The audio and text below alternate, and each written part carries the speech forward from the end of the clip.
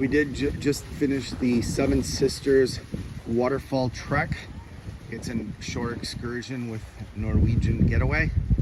And now we're at the top of the mountain. It's a rainforest. It's not a mountain, it's a hill because the maximum height is 1,950 feet. And if you could see right there, there's actually a wild goat foraging.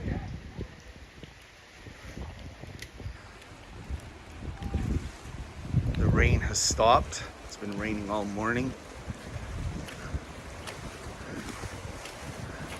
You look down into the valley. You can still see the fog in the horizon. And it's closed right now, but this is Mitchell's Bar at the top of the mountain.